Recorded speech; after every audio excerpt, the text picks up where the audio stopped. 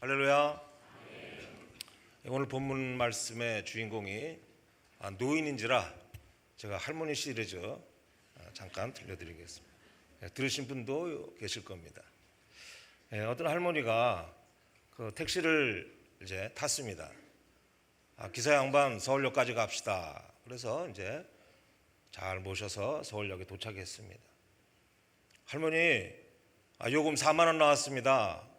그랬더니 할머니가 3만 7천 원만 딱 주는 거예요. 할머니 4만 원이라니까요? 그랬더니 야 이놈아 내가 다 봤다. 1원부터 시작 안 하고 3천 원부터 시작하더라. 그랬다는 거죠. 그래서 기사 양반이 이거 참 오늘 참 재수없다 이제 그러면서 이제 금천까지 들어와야 되니까 그런데 또 누가 또 타더라는 겁니다. 보니까 또 할머니예요. 그래서 이제 금천까지 갑시다. 그래서 이제 금천에 잘 왔습니다. 할머니 4만 원 나왔습니다. 그랬더니 2만 원만 딱 주는 거예요. 할머니 4만 원이라니까요. 야 이놈아 나 혼자 타고 왔냐? 너도 타고 왔잖아. 우리 옆에 분과 이렇게 인사합시다. 사랑합니다. 축복합니다.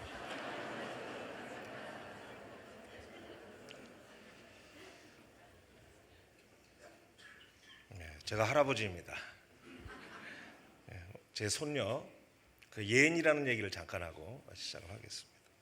우리 가문의 첫사랑 그 예은이는 늘 혼자서 온갖 사랑을 독차지하며 잘 자랐습니다. 그런데 얘가 3살 되던 해에 어느 날 불행을 느끼게 됩니다. 왜냐하면 짐작하시겠지만 남동생 예서가 태어났기 때문입니다. 얘가 혼자였을 때는 이 아이에게 무엇을 주던 이 아이는 참 행복해했습니다. 하나를 주던 둘을 주던 반쪽을 주더라도 이 아이는 불만이 없었습니다. 그런데 얘가 동생이 생기고부터는 완전히 달라지기 시작한 겁니다. 이럴 때 감정을 누군가가 이렇게 얘기하더라고요. 남편이 첩을 데려왔을 때 그때 그 아내가 느끼는 감정이다. 이 아이가 대단한 분노를 일으킨 겁니다. 이제는 이 아이에게 그 라이벌이 생긴 거죠. 얘에게 무엇보다 충격적인 것은 동생에게 엄마 아빠를 빼앗겼다는 겁니다. 그리고 무엇을 주면 반드시 얘는 동생과 비교를 합니다.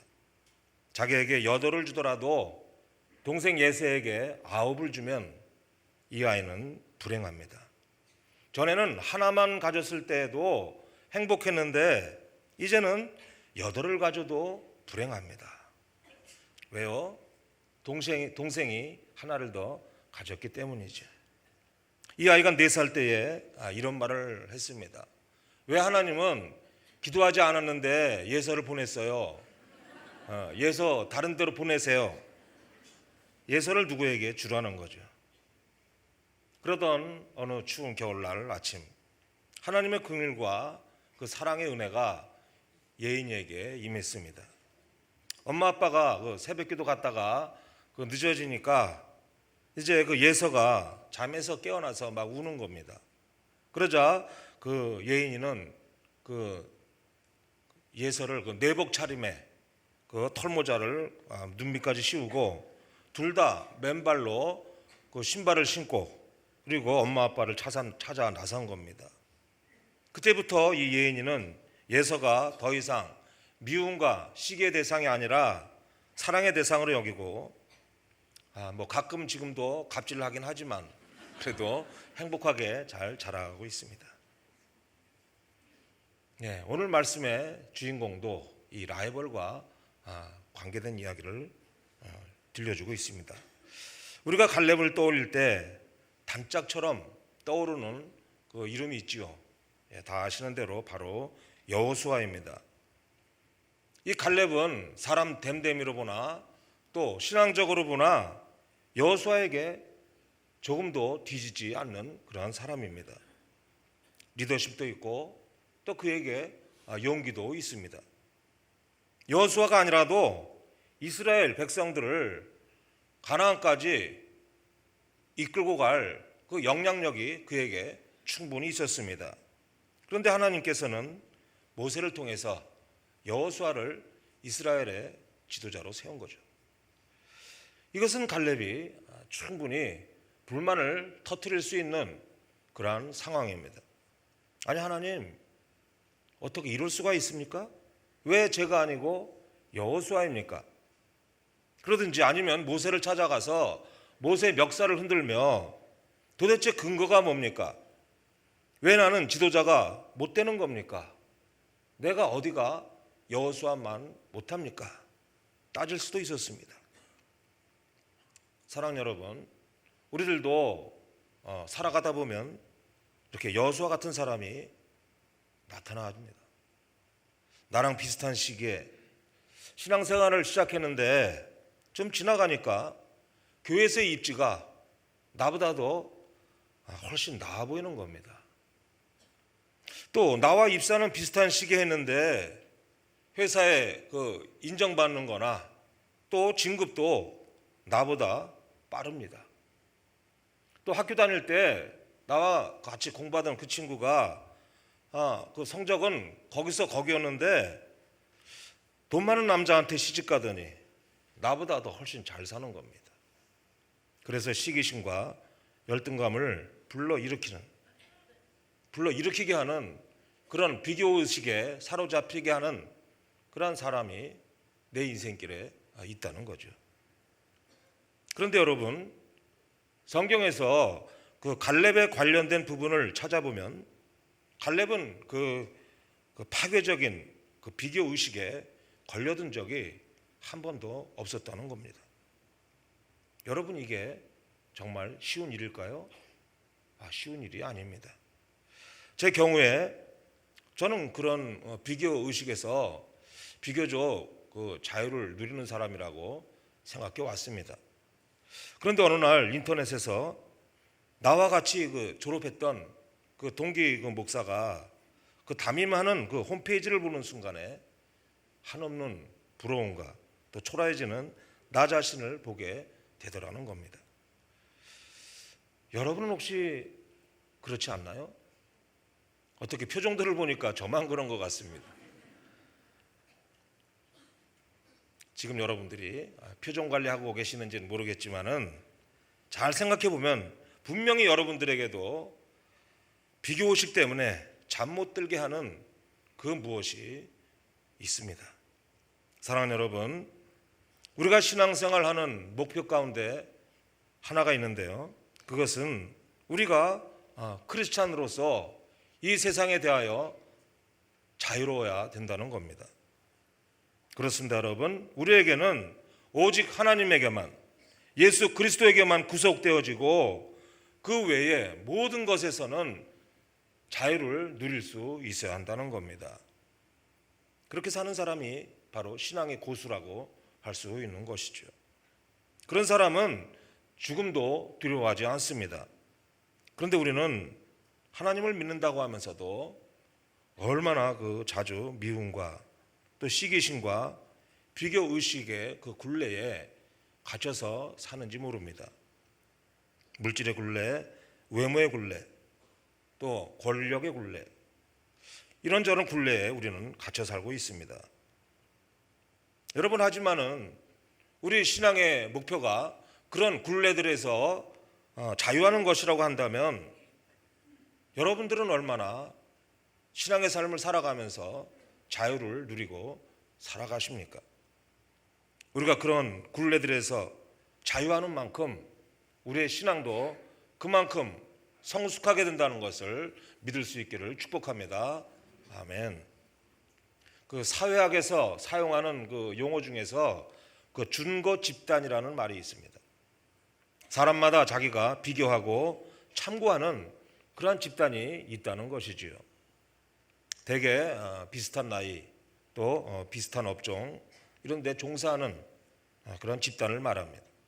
학생은 학생과 비교하고 또 사업가는 사업가와 비교하고 또 축구 선수는 또 축구 선수와 비교를 합니다. 오래전에 어떤 분이, 아주 오래전입니다, 저더러 누구를 닮았다고 하는데 누구냐 하면 바로 그 아주 잘생긴 영화배우 감우성입니다. 얼굴을 닮았다는 게 아니라 분위기가 닮았다는 거죠. 뭐 제가 어때서 그렇습니까? 그런데 여러분, 제가 그런 얘기를 들을 때 좋아할까요? 뭐 싫어할까요? 좋아해요. 사실 저는 별 느낌이 없었습니다. 다만 가무성은 좋겠다, 뭐 이런 생각만 들었을 뿐입니다.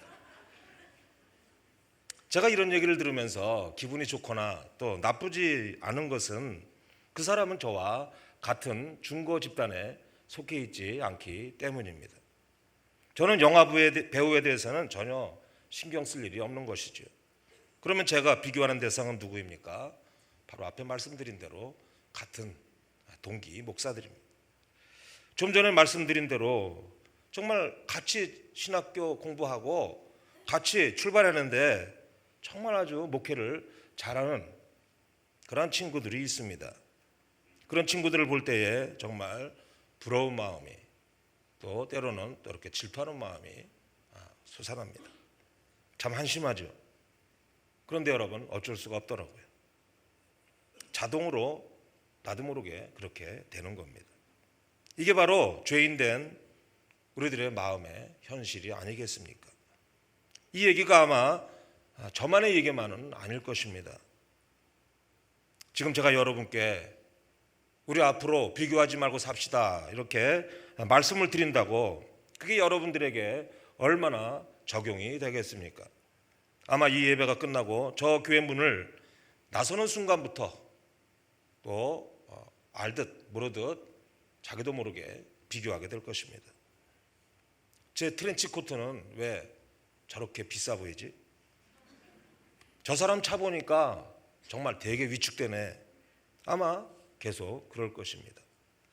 심지어 우리 청년 자매들, 나보다 예쁜 것들은 내 주위에 없어야 돼.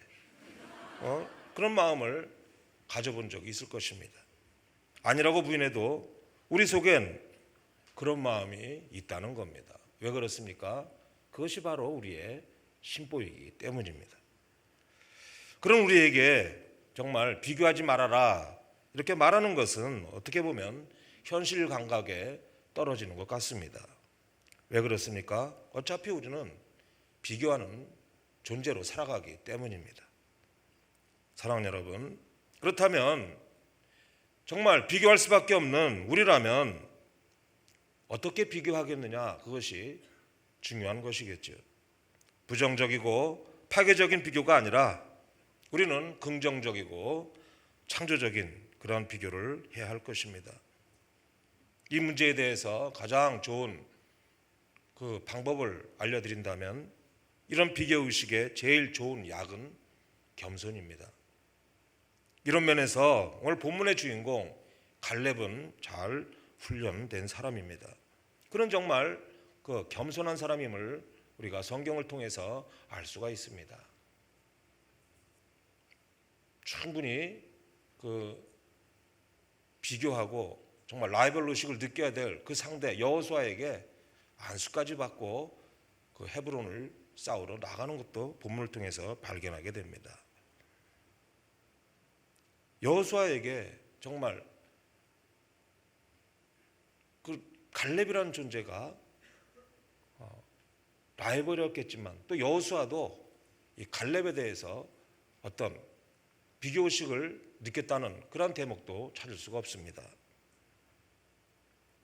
갈렙도 자칫 여호수아라는 벽에 부딪혀서 평생을 시기와 질투로 살아갈 수 있었겠지만 이 갈렙은 그 콤플렉스를 다 이기고 풍성한 삶을 살았던 사람입니다. 그렇다면 어떻게 그가 그런 삶을 살 수 있었을까요? 첫째로 갈렙은 평생 하나님이 비전으로 주신 말씀을 붙잡았습니다. 갈렙은 전날에 모세가 한 말을 여호수아에게 상기시켜주고 있습니다. 우리 다 함께 9절을 읽겠습니다. 시작. 그날에 모세가 맹세하여 이르되 내가 내 하나님 여호와께 충성하였은즉 내 발로 밟는 땅은 영원히 너와 내 자손의 기업이 되리라 하였나이다. 모세가 이 말을 한 때는 무려 45년 전, 그러니까 갈렙의 나이 40세 때였던 겁니다. 갈렙은 이 말씀을 평생 동안 한시도 잊은 적이 없었습니다. 그는 평생 이 말씀을 움켜잡고 이 말씀에 사로잡혀 살다가 마침내 하나님의 때가 되었을 때 그는 가슴속에 품고 있던 자기의 비전을 여호수아에게 주장하고 있는 겁니다. 45년이나 묵힌 포도주에 마개를 따듯이 깊이 숙성시켜왔던 그 비전을 장엄하게 선포하고 있는 겁니다. 지난 45년 동안 갈렙은 고달픈 광야 생활을 행군하면서 여호수아에 대한 파괴적 비교의식에 덫에 걸려서 인생을 내팽개치고 싶을 때가 왜 있지 않았겠습니까? 무엇보다 지난 세월 동안 이스라엘 백성들이 광야를 헤매게 된 이유가 무엇입니까? 이스라엘 백성들의 죄 때문이 아니겠습니까? 그러니까 갈렙은 완전한 피해자였던 겁니다. 그가 12 정탐꾼의 하나로 선발됐을 때 그는 분명히 긍정적인 보고를 했습니다. 하지만 부정적이었던 다른 10명의 정탐꾼들 때문에 자기도 도매금으로 넘겨져서 45년 동안을 방황하게 된 것입니다. 갈렙의 입장에서는 충분히 화가 나고 분통 터지는 일이었을 것입니다. 그래도 여호수아는 지도자니까 사람들 부리는 그러한 맛이라도 있겠지만 자기는 인물이 빠집니까? 또 능력이 없습니까? 불평불만의 요소를 찾으려면 얼마든지 찾아낼 수 있었고 얼마든지 부정적인 비교의식에 시달릴 수도 있었던 사람입니다. 그런데 실제 갈렙을 보게 되면 그는 자유합니다. 어떻게 그럴 수가 있을까요? 그것은 그에게는 45년 전에 주신 그 약속의 말씀, 그 약속의 말씀을 간직하고 있었기 때문인 겁니다. 말씀 때문에 그는 어떤 상황에서도 흔들리지 않는 진정한 자유의 삶을 살아갈 수가 있었다는 것입니다. 사랑하는 여러분, 지금 여러분들을 사로잡고 있고 또 지금 여러분의 마음속을 가득 채우고 있는 것은 무엇입니까? 지금 여러분이 하고 있는 일이 아무리 중요하다 해도 그 일이 여러분의 신앙에 우선할 수 없다는 것을 기억을 해야 할 것입니다. 만약 출세나 또 인정받는 일이나 돈 버는 일이 여러분의 가슴속을 채우고 있다면 여러분은 계속해서 다른 사람과 비교하게 될 것이고 거기에 참 자유를 찾을 수가 없을 것입니다. 사랑하는 여러분, 여러분들이 신앙생활을 시작할 때 뭔가 하나님께서 여러분들에게 허락하신 비전 또 말씀이 있을 것입니다. 그것을 다시 떠올리시고 처음에 그 마음으로 다시 여러분의 속사람을 가득가득 채워 나가시기 바랍니다. 그래서 갈렙처럼 하나님의 그 비전 때문에 영원한 자유인으로 살아가는 우리 모두가 될 수 있기를 축복합니다. 아멘. 두 번째로 이 갈렙은 말씀을 붙잡았을 뿐만 아니라 그 말씀에 순종했습니다. 오늘 본문을 보게 되면 그 몇 절의 말씀 가운데 갈렙이 성실했다, 또 충성했다, 온전히 좇았다, 이 말씀이 계속해서 나오는 것을 보게 됩니다. 한마디로 갈렙은 자타가 공인하는 순종의 사람이었다는 겁니다. 순종도 그냥 순종이 아니라 온전한 순종이라는 거죠. 온전한 순종이 무엇을 말합니까? 온전한 순종이란 제한하지 않는 순종을 말합니다. 갈렙의 순종은 자기에게 좋은 것은 하고 불편한 것은 하지 않는 그런 제한된 순종이 아니라 아무것도 제한하지 않는 오로지 순종입니다. 사랑하는 여러분, 우리들은 정말 얼마나 많은 그 제한을 합니까? 내 믿음 생활은 주일 예배까지만이야. 내 봉사는 성가대까지만이야. 나는 양육 훈련까지만이야. 그렇게 한계를 둔다는 거죠. 그리고 그것을 뛰어넘어서려면 굉장히 힘들어합니다. 사랑하는 여러분, 만약 우리 신앙생활에 그렇게 우리 스스로 제한하는 그런 부분이 있다면 하루빨리 믿음으로 뛰어넘을 수 있어야 합니다. 왜 그렇습니까? 우리의 제한적인 순종 때문에 하나님께서 제한적인 축복만 주실 수도 있기 때문입니다. 그렇습니다, 여러분. 온전한 순종이란 일회적이 아니라 평생 하는 것이 온전한 순종임을 기억하시기 바랍니다. 무제한으로 순종하고 기쁨으로 순종하고 평생에 걸쳐 순종하는 것, 이것이 바로 온전한 순종입니다. 갈렙의 순종이 그랬다는 거죠. 우리에게 맡겨준 것을 온전히 순종해서 갈렙 같은 순종의 사람 다 될 수 있기를 축복합니다. 아멘. 마지막으로 갈렙에게는 젊은이 같은 영육 간의 강건함이 있었습니다. 우리 다 함께 10절과 11절을 읽겠습니다. 시작. 이제 보소서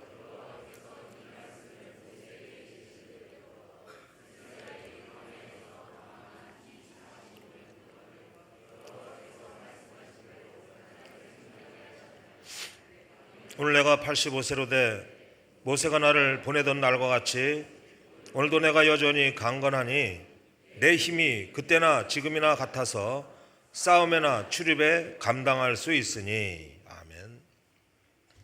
지금 이 말씀이 젊은이의 말씀이 아닙니다. 85세 된 갈렙이 한 말입니다. 아직도 저 험산 줄령에 있는 요새 헤브론을 점령할 수 있는 힘과 능력이 자기에게 있다는 겁니다.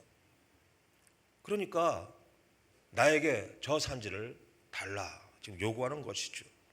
싸우러 거기에 보내달라는 겁니다. 실제로 이 갈렙은 이제 그 후에 그 헤브론을 쳐서 정복을 하게 됩니다. 오늘 본문에 보니까 그러고 나서 그 땅에 전쟁이 그쳤다 보도해주고 있습니다. 가장 정복하기 힘든 그 헤브론을 정복하고 나니까 더 이상 그 땅에 치를 전쟁이 없이 깨끗하고 마무리되었다 말씀하는 겁니다. 사랑하는 여러분, 나중에 그 어려운 헤브론 산지가 어떻게 되는 줄 아십니까? 그곳이 팔레스타인의 중심 지역이 됩니다. 그리고 그 헤브론 지역에 예루살렘이 건설되고 그곳에 하나님의 성전이 세워지게 됩니다. 현실의 눈으로는 정복하기 힘든 땅이었지만 정복하면 놀라운 은혜의 터전이 되는 것입니다. 어려워도 용기 있게 선택하니까 하나님께서 그것을 축복의 땅으로 만들어 주셨습니다. 사랑하는 여러분, 어떻게 갈렙은 그 나이에 그런 엄청난 일을 할 수가 있었을까요? 그가 고백한 대로 그에게는 청년 같은 건강이 있었기 때문입니다. 하지만 여러분, 그의 건강은 꼭 육체적 건강뿐만 아니라 영적인 건강까지도 포함되어 있다는 겁니다. 뭘 말하는 것입니까? 이 갈렙이 하나님의 사명을 붙잡고 올곧게 자기 길을 갔더니 하나님께서 그에게 초자연적인 복을 허락해 주셔서 그에게 영육 간의 건강을 주셨다는 말씀입니다. 우리의 건강은 영혼과 육체가 서로 밀접한 관계를 이루고 있다는 것을 우리는 잘 알고 있습니다. 그래서 우리가 늘 축복의 말씀으로 기억하는 것이 있지요. 요한삼서 1장 2절입니다. 사랑하는 자여, 내 영혼이 잘된 같이 내가 범사에 잘되고 강건하기를 내가 간구하노라. 이 말씀은 영혼과 육체와 우리 하는 일들이 모두가 잘 작동되어야 건강한다는 것입니다. 그러니까 갈렙은 그렇게 나이가 먹도록 영적으로도 전혀 침체가 되지 않았던 것이고 바로 그게 그가 받은 가장 큰 복이 되었던 것입니다. 건강한 육체에 건강한 생각이 깃든다고 하지만 이 말은 반대로도 성립됩니다. 건강한 영혼이 건강한 육체를 만듭니다. 그래서 성경의 믿음의 사람들을 잘 관찰해 보게 되면 모두가 다 영적으로 예민한 것을 보게 됩니다. 기계도 예민한 게 좋은 것처럼 우리 영혼도 영적으로 예민해야 합니다. 이처럼 갈렙이 그렇게 85세 나이에 저 산지를 내게 주소서 외칠 수 있었던 힘도 알고 보면 영적으로 민감했기 때문입니다.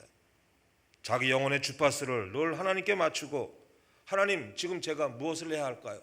하나님 제가 저 여호수아를 어떻게 섬겨야 할까요? 그렇게 갈렙이 기도하지 않았겠습니까? 그리고 하나님의 음성이 들리면 언제든 그는 즉각 순종을 했을 것입니다. 그러니 이런 갈렙의 그 어디에 비교하는 마음이라든가 시기, 질투가 틈타고 들어올 수 있었을까요? 지금 상태로도 너무 기쁘고 행복한데 말입니다. 그러니 갈렙은 언제나 자유로운 영혼이 되어서 광야길이 고생길이 아니라 기쁘고 행복한 훨훨 날아다니는 그런 길이 될 수 있었던 것입니다.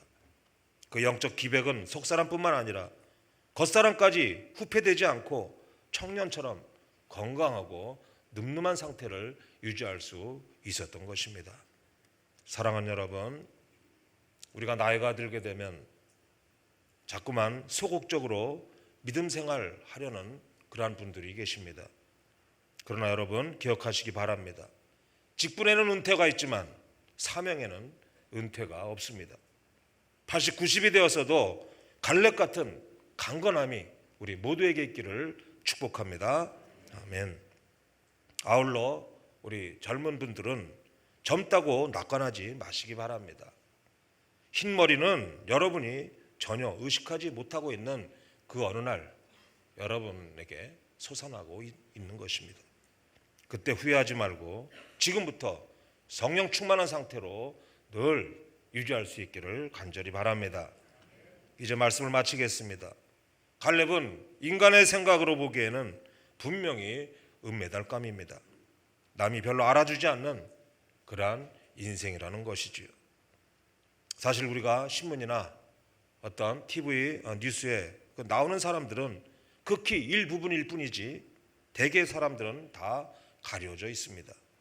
그러나 곰곰이 생각해 보면 역사는 다 무명의 사람들로 이루어져 갔습니다.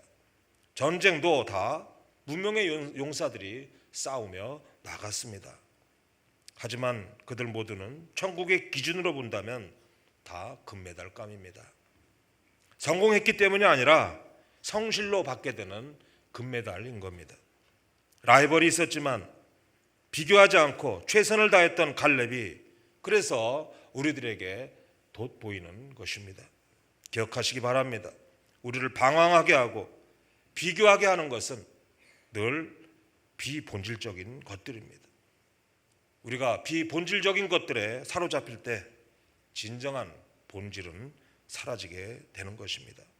사랑하는 여러분, 여러분은 지금 무엇에 사로잡혀 사시기를 원하십니까? 부디 하나님께서 주신 약속의 말씀을 붙잡고 온전한 순종 가운데 영육간의 강건함으로 사명의 길을 묵묵히 잘 가시기 바랍니다. 그래서 갈렙에게 임했던 그 자유로움과 영육간의 강건함이 우리의 삶에도 한평생 동안 가득할 수 있기를 주의 이름으로 축원합니다. 기도하겠습니다. 참으로 좋으신 아버지 하나님, 우리가 언제나 하나님의 약속의 말씀을 붙잡고 순종하게 하시고 영육이 강건하여 사명을 잘 감당할 수 있도록 성령으로 충만케 하여 주옵소서.